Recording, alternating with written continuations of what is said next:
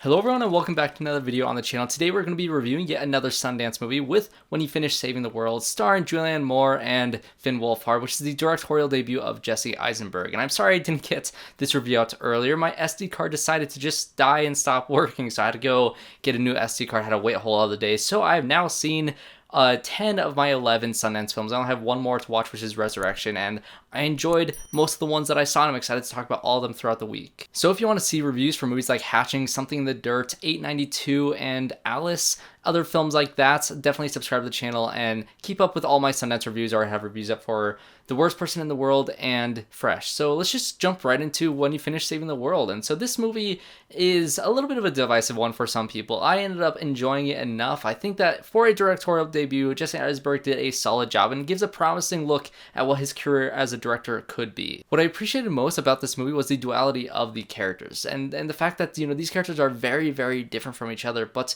they're exactly what they need for each other to kind of grow and become more than what they already are at the beginning of this film. Yet they are so different that they just refuse to get on the same page about anything. There's so many arguments between them. There's so much, you know, things about their characters that are unlikable in some ways. And Jesse Eisenberg said that his goal was not to make these characters unlikable, but to show them in a very human and a very raw way. Wolfhard's character has a crush on this girl in school, and she's very politically active. So he wants to kind of learn all those things so he can have intelligent conversations with her, but he's refusing to do the work to actually get to that point. And it's a very interesting story of his character doing all the wrong things constantly, even though he has the resource and has a mother who can, you know, teach him in those ways. She has a very good, you know, speech to him in the car where she's 100% right in what she's saying. And on the opposite end of the spectrum, you have, you know, Julianne Moore's character, who really wants like a loving son. She wants somebody like who he was when he was younger, where they went out to different restaurants and they had like a more personal connection with each other. And she wants that bond that she had with her son. And she wants, you know, her son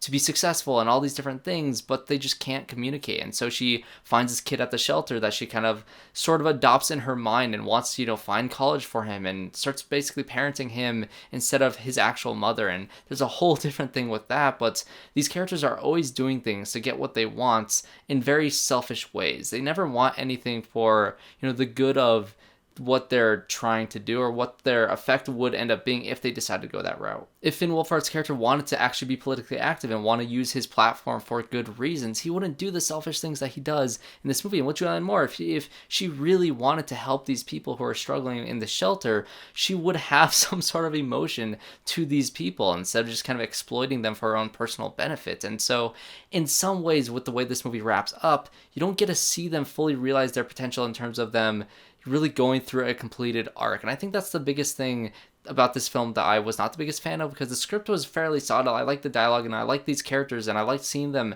mess up over and over again, because to have extremely flawed characters is a good thing in film. But when you have very flawed characters, you want to see them grow and you want to see them reach to a point where they have fully learned their lesson, and you never really get that in this movie. There's such a lack of resolution in this film. There is a nice moment at the end where you're like, okay, I see what they were going for with it, but I wanted them to go further. I wanted them to kind of, you know, have the pacing be a little quicker and get to a further point in the story and to get a nice, you know, tie bow, a nice like little ending for these characters that you don't get. So you can see where they could go in that direction in the future, or you can see them also going down the same destructive path that they've gone through throughout this entire movie. And so in some ways, I did enjoy this movie in the direction that it went, but I just wish there was more finality with these characters and with these arcs that were so set up perfectly at the beginning and just were not fully realized by the end. So those are my thoughts on When He Finished Saving the World. Definitely comment down below if you were at Sundance and you were able to see this film as well. What did you guys think of it? And are you guys excited for the future of Jesse Eisenberg's career as a director? I think this is an interesting first step into this world for him.